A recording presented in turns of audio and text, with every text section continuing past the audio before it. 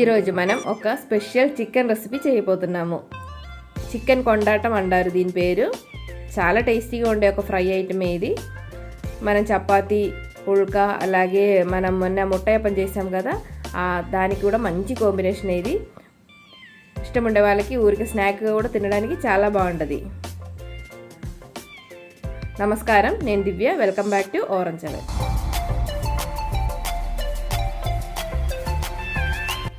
నేను ఒక 350 గ్రామ్ దాకా చికెన్ తీసుకున్నాను. విత్ బోనే తీసుకున్నాను. దాంట్లోకి ఒక హాఫ్ లెమన్ జ్యూస్ వేసుకోవాలి. తగినంత ఉప్పు వేసుకోవాలి. 1 టీ స్పూన్ దాకా కాశ్మీరీ చిల్లీ పౌడర్ వేస్తున్నాను, కారం కొంచెం తక్కువ ఉండడానికి. అలాగే పసుపు 1 టేబుల్ స్పూన్ దాకా అల్లం వెల్లుల్లి పేస్ట్ కూడా వేసుకోవాలి. మంచిగా మిక్స్ చేసుకొని ఒక 10 నిమిషాలైనా పక్కన పెట్టుకోండి, బాగా ఉప్పు కారం అంతా పట్టడానికి. తర్వాత ఆయిల్ వేడైన తర్వాత కొంచెం కరివేపాకు వేసుకొని దాంట్లోకి చికెన్ కూడా వేసుకొని మంచిగా ఫ్రై చేసుకోవాలి. ఇలాగా బ్రౌన్ షేడ్ వచ్చేదాకా ఫ్రై చేసుకున్న తర్వాత ఇదంతా తీసి పక్కన పెట్టుకోవాలి. ఈ ఆయిల్లో ఉండే మసాలా కూడా తీసేసుకోవాలి. మొత్తం తీసేసి ఆ ఆయిల్లోనే మళ్ళీ మనం కర్రీ రెడీ చేయబోతున్నాము. ఈ ఆయిల్లోకి మళ్ళీ ఒక 1/2 టీ స్పూన్ దాకా అల్లం వెల్లుల్లి పేస్ట్, అలాగే ఒక 2-3 ఎండుమిరపకాయలు వేసుకోవాలి. ఒక పెద్ద ఆనియన్ని కట్ చేసి చిన్న చిన్న ముక్కలుగా కట్ చేసుకొని వేస్తున్నాను. అది మంచిగా ఫ్రై అవ్వాలి, అందుకని చిన్న ముక్కలుగానే కట్ చేసుకోవాలి. మంచిగా బ్రౌన్ షేడ్ వచ్చేటప్పుడు కొంచెం పసుపు, అలాగే 1/2 టీ స్పూన్ దాకా కారం, 1 టీ స్పూన్ దాకా ధనియా పొడి, కొంచెం 1/2 టీ స్పూన్ దాకా గరం మసాలా కూడా వేసుకొని మళ్ళీ వేయించుకోవాలి.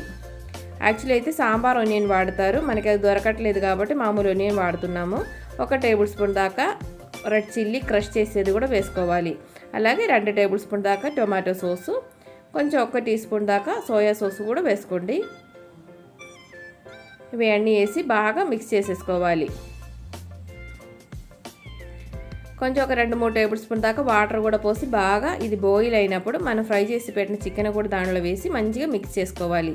ఇది కొంచెం డార్క్ కలర్లో ఉంటుంది, కానీ టేస్ట్ మాత్రం చాలా బాగుంటుంది. ఇలాగా మంచిగా మిక్స్ చేసిన తర్వాత ఒక 2-3 మినిట్స్ మూత పెట్టి లో ఫ్లేమ్ మీద పెట్టుకోవాలి. ఈ మసాలా అంతా చికెన్కి బాగా పట్టిన తర్వాత మిక్స్ చేసేసుకొని ఆపేయచ్చు. ఇలాగ కరివేపాకు కూడా వేసుకొని మనం సర్వ్ చేసుకోవచ్చు. మామూలుగా అయితే దీనిలో కొత్తిమీర వాడరు, ఇష్టం ఉండే వాళ్ళు వేసుకోవచ్చు.